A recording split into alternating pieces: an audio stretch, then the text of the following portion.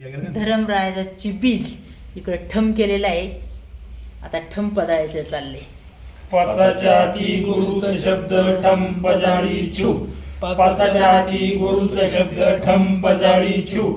पाचाच्या हाती गुरुचा शब्द ठम पजाळी छू. पाचाच्या हाती गुरुचा शब्द ठम पजाळी छू.